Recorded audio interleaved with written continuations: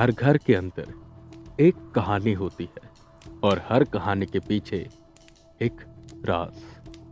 कुछ राज हम छुपा लेते हैं, कुछ राज वक्त के साथ छुप जाते हैं, पर कुछ राज कभी दफन नहीं होते। वो छुपे रहते हैं, देखते रहते हैं और सही वक्त का इंतजार करते हैं। नमस्कार, मैं VK Rawat, horror tape podcast का होस्ट, और आप सभी का मैं स्वागत करता हूं horror night with VK Rawat के तीसरे एपिसोड में, जिसका नाम है द सीक्रेट, या कहें एक राज।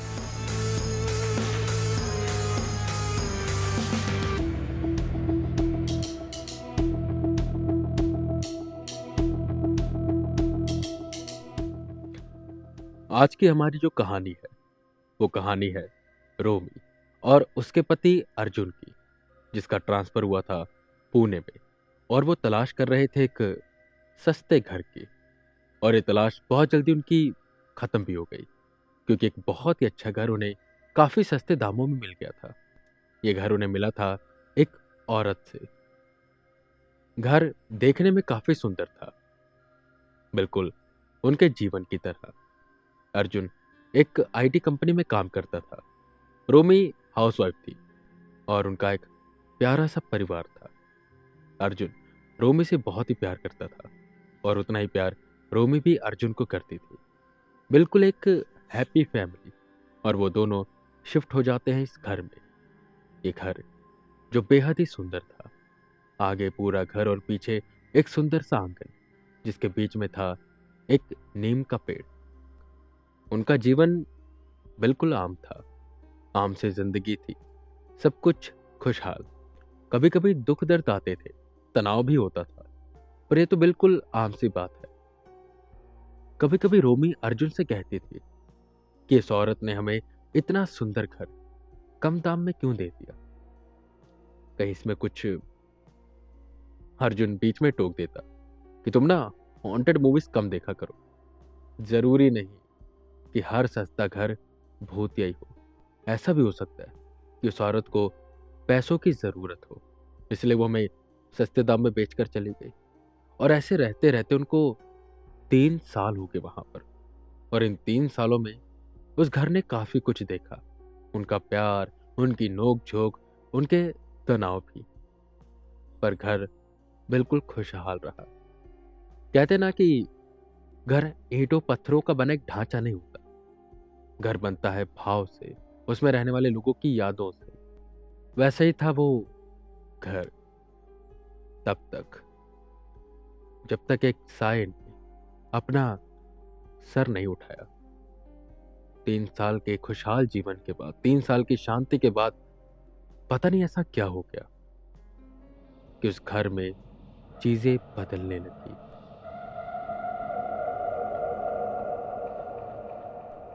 वो बिल्कुल एक आम जिंदगी जी रहे थे, सब कुछ नॉर्मल था, सब कुछ खुशहाल था।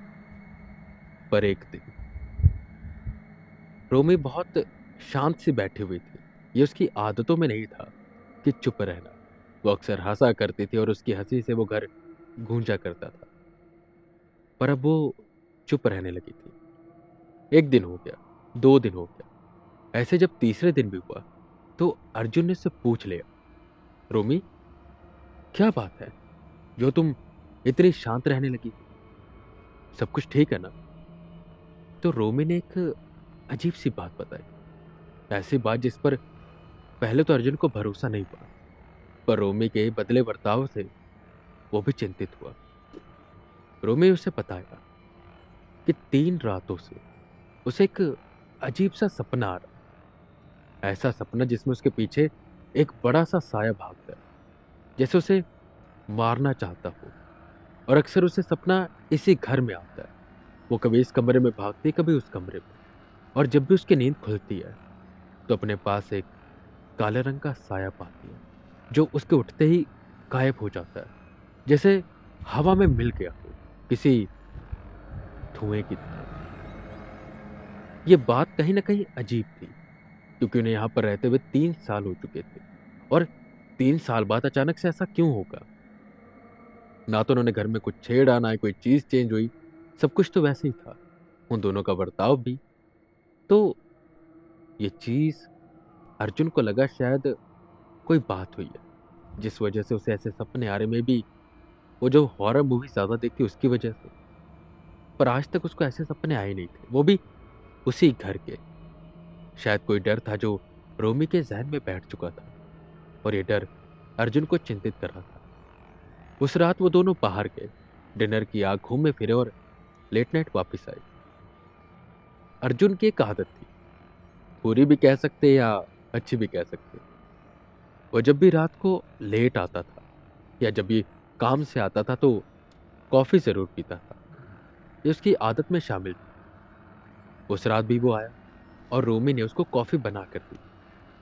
जैसे ही पहला सिप अर्जुन ने पिया, एक एक अजीब सा ख्याल उसे आया, जिसे कहते ना देजा vu। उसे लगा ये चीज मेरे साथ पहले हो चुकी है। पहले मैं ऐसे ही कॉफी पी रहा था, हम ऐसे ही बाहर से घूम कर आए थे। दूसरा सिप लेते ही उसे ऐसा लगा कि उसे कोई देख रहा है, कोई उसकी तरफ आ रहा है। उसने कॉफी रख दी। रोमी ने पूछा क्या हुआ। अभी रोमी का मूड अच्छा हुआ था और अर्जुन उसका मूड बिगाड़ना नहीं चाहता था, उसे डराना नहीं चाहता था। हालांकि ये बात कोई डराने वाली नहीं थी, पर फिर भी अर्जुन ने रोमी से कहा, कुछ नहीं, बस थोड़ी कड़वी है। जिस पर रोमी हंसी और बोली, तुम्हें तो कड़वी कॉफी ही पसंद है ना। और वो हंसकर अंदर चली गई। अर्जुन ने बाकी अपनी कॉफी खत्म की और वो भी पीछे पीछे गया। उस रात वो दोनों अपने कमरे में जाकर सो गए। यही रात के 12 बज रहे थे। रोमी आराम से सो रही थी, अर्जुन भी किसी तरह सो गया था। घड़ी की टिक टिक धीमी होती गई। बाहर से आते कीड़ों की आवाज एकदम से शांत हो गई। रोमी को ठंड लगने लगी। वो चद्दर अपने मुंह तक लेकर गई, पर ऐसा लग रहा था कि कोई उसकी चद्दर पकड़े बैठा है। वो खींच रही थी पर चद्दर उसके मुंह तक आ नहीं रही थी।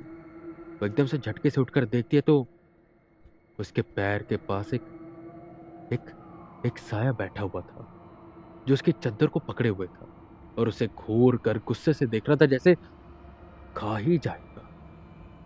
रोमी डर कर चिल्लाती है और मदद मांगती है, पर अर्जुन उठ नहीं रहा था। वो साया धीरे धीरे रोमी के पास आता गया। रोमी डर कर पीछे जाती गई, पर पीछे दीवार थी। वो उठ नहीं सकती थी क्योंकि वो उसके पैर तक आ चुका था। और वो जो साया था, वो साया कोई इंसान जैसा नहीं था। वो ऐसे लग रहा था जैसे किसी ने पेंसिल लेकर ऐसे राउंड राउंड राउंड कोई ड्राइंग बनाई, और वो पूरी काली थी, जैसे पेंसिल से एक शेप दी हो ह्यूमन बॉडी की। वो बिल्कुल ऐसा था। हालांकि उसकी आंखें नहीं थी, पर वो आंखें महसूस कर पा रही थी रोमी। ऐसा लग रहा था जैसे वो साया रोमी के रूह तक को देख रहा है और उसे डरा रहा है। रोमी की सांसें अटक गई। वो हाथ पैर जोर से मारने लगी। वो साया रोमी के पास आया, जैसे उसे कुछ कहना चाहता, उसे धमकाना चाहता हो। रोमी डर रही थी, कुछ कर नहीं पा रही थी। उसकी बॉडी जम चुकी थी, सांसें अटक चुकी थी। वो बस चिल्लाने की कोशिश कर रही थी, पर चिल्ला नहीं पा रही थी। अचानक से उसके मुंह पर किसी ने पानी मारा और रोमी एक झटके से उठी। वो अपने बेड पर ही थी, सो रही थी और सोते सोते हाथ पैर हिला रही थी।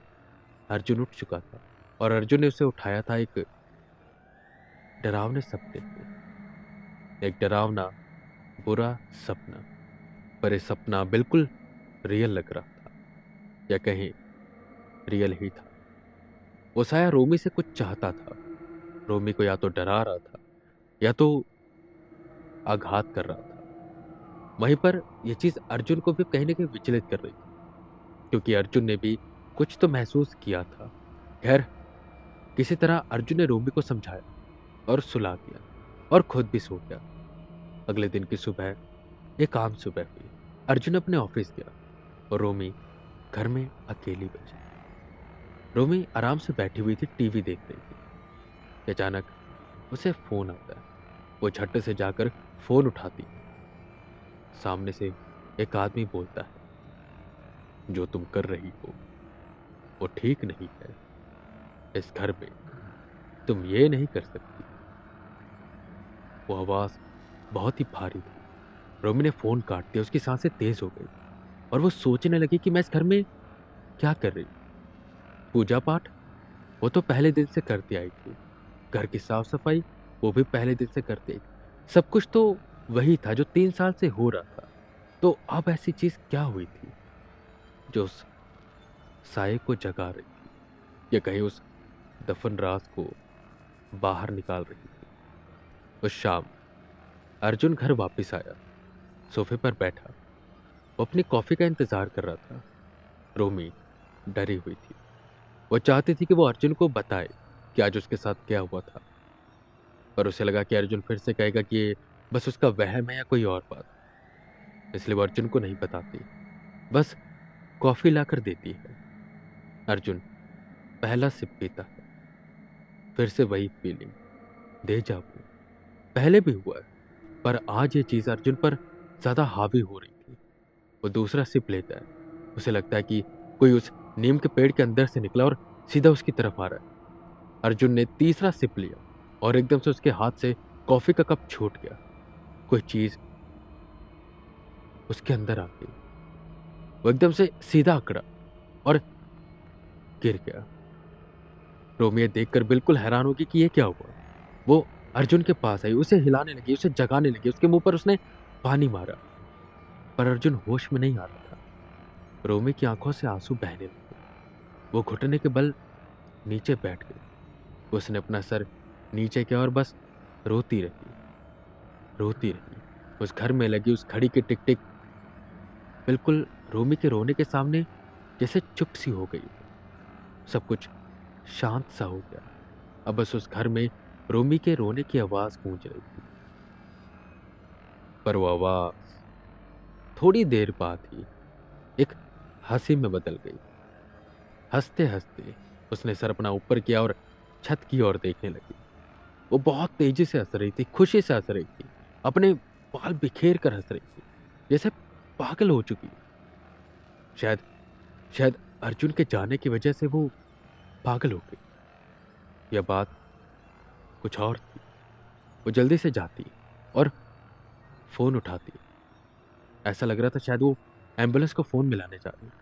उसने फोन मिलाया, सोफे पर बैठकर बस अर्जुन को देखने लगी। डोरबेल बजी। भाग कर रोमी दरवाजे के पास गई। उसने दरवाजा खोला, पर बाहर ना कोई डॉक्टर था ना पुलिस। एक आदमी खड़ा था, जीन्स, शर्ट, हल्की सी दाढ़ी और चेहरे पर मुस्कान। कौन था ये? वो आदमी अंदर आता है, रोमी उसे गले से लगा लेती है और हंसते हुए कहती है कि हमने कर लिया, हो गया। वो वहां पर पड़ा है। वो शख्स भी हंसने लगा। पर आखिर यहां पर हुआ क्या? क्या इन दोनों ने मिलकर अर्जुन को मारा, या उस साई ने अर्जुन को मारा? कुछ भी समझ नहीं आ रहा। सब कुछ मेस्ड अप था। खैर, वो शख्स और रोमी घसीटकर अर्जुन को बाहर लेकर जाते आंगन में, वहीं नीम के पेड़ के पास। भागकर रोमी अंदर जाती और एक शवल लेकर आती है। जल्दी से वो जो शख्स आया था, रोमी का बॉयफ्रेंड, वहां पर गड्ढा करना शुरू करता है। वो खोदता रहता है, खोदता रहता है, और जब इतना बड़ा गड्ढा खोद लेता है कि वो अर्जुन को अंदर डाल सके, तो उसे एक चीज मिलती है जो उस गड्ढे में थी, या कहीं जो इतने सालों से यहां पर दफन थी। दफन एक राज, एक उंगली, स्केल्टन की। वो थोड़ा और खोदता है तो वहां पर एक कंकाल था। एक कंकाल। ये देखकर एकदम से वो शख्स डर गया और जल्दी से बाहर आया। मौसम एकदम से खराब हो गया। जहां भी चांद था वहां बादल छा गए और तेज हवाएं चलने लगी। वो शख्स डर गया और रोमी भी। पीछे से आवाज आती है, क्या कर रहे हो? रोमी और उस शख्स ने पलट कर देखा तो अर्जुन सही सलामत खड़ा था। ये देखकर वो शख्स तुरंत भागा, उसी घर की दीवार को कूद कर, और रोमी वहां पर अकेले बची। वो उसे समझाने की कोशिश करती, अर्जुन के पास जाती कि अर्जुन बोला, जहर था ना उस कॉफी में? हम्म? जहर था ना? जानता था। जानता था मैं, ये घर अपनी कहानी दोहराएगा दोहराएगा। शायद इस घर को खुशहाली पसंद नहीं, या तुम्हें। आखिर किस चीज की कमी थी तुम्हें? किस चीज की? क्या अर्जुन तुम्हें प्यार नहीं करता था? क्या वो तुम्हारी केयर नहीं करता? सब कुछ तो अच्छा था तुम्हारे बीच में।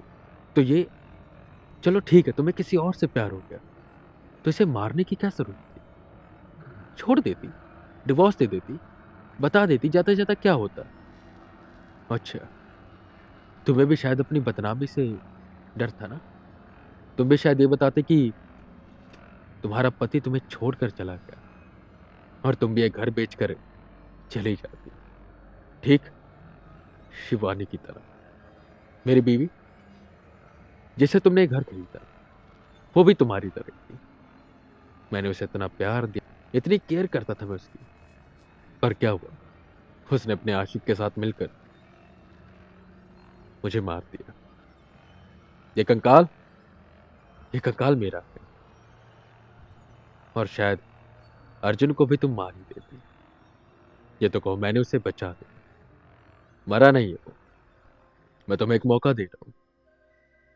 अर्जुन को यहां पर क्या हुआ कुछ भी याद नहीं रहेगा, क्योंकि जैसे उसने कॉफी का पहला घूंट पिया, मैं उसके अंदर आ गया। वो सीधा सुबह उठेगा। तुम ये सब साफ कर लो, समेट लो, और मौका दिया। अगर छोड़कर जाना, चले जाओ, पर मारना मत, वरना मैं तुम्हें मार दूंगा। वार्निंग दी थी, तुम समझी नहीं। इस घर को प्यार चाहिए, और मैं चाहता हूं कि मैं तुम दोनों को खुशहाल देखूं, जैसे मैं 3 साल से देखता आया था। मैं तुम्हें देखता था, मुझे अच्छा लगता। मैं सोचता था कि चलो, जो मुझे नहीं मिला वो अर्जुन को मिल रहा है, पर शायद जो मुझे मिला वो अर्जुन को भी मिल गया। धोखा। एक मौका दे रहा हूं सुधरने का। सुधर जाओ। रोमी रोने लगी। रोमी रोने लगी पश्चाताप से भी, और उसे अपनी गलती भी महसूस हो गई कि हाँ, शायद उसने गलत किया। शायद उसे ये नहीं करना चाहिए था। शायद वो बदनामी से डरती थी, या ये टैग लगाना चाहती थी खुद के ऊपर कि वो एक बेचारी है जिसे उसका पति छोड़कर चला गया, जैसे शिवानी ने किया था। शिवानी, राजवीर की पत्नी, जिनका यह घर था। शिवानी ने अपने बॉयफ्रेंड के साथ मिलकर राजवीर को कॉफी में जहर देकर मार दिया, और इसी नीम के पेड़ के नीचे काट दिया, जहां आज रोमी काटने जा रही थी अपने हस्बैंड को, यानी कि अर्जुन को, अपने बॉयफ्रेंड के साथ मिलकर, जो मुसीबत में उसे छोड़कर भाग गया। रोमी को कदर हो गई सच्चे प्यार की। उसे एहसास हुआ कि वो काफी गलत कर रही थी। अर्जुन अगले दिन उठा, सब कुछ सामान्य था। रोमी खुश थी उसे ठीक देख। उसे कुछ भी नहीं बताती। वो अपनी जिंदगी आगे ऐसे ही बिताते रहते, और राजवीर उनको खुशहाल देखता रहता है। आई होप आपको आज की कहानी पसंद आएगी। यह था horror night with VK Rawat का 3rd एपिसोड, द सीक्रेट्स। अगर पसंद आई है तो प्लीज अपना फीडबैक दें। आप हमारे साथ इंस्टाग्राम पर जुड़ सकते हैं, आईडी है कहानीकार, और आप हमें मेल भी कर सकते हैं। मेल आईडी है connectwithtrs@gmail.com। आई होप आपको ये horror night with VK Rawat पसंद आ रहा होगा। कहीं कुछ कमी है तो प्लीज फीडबैक दीजिएगा। मैं वीके रावत फिर मिलूंगा आपको अगले एपिसोड के साथ। तब तक के लिए बने रहे हमारे साथ और सुनते रहिए horror tale. They gave me a room with rubber and lace. You broke in wearing a porcelain face. The nurses screamed, "Don't feed the dreams," but you stitched your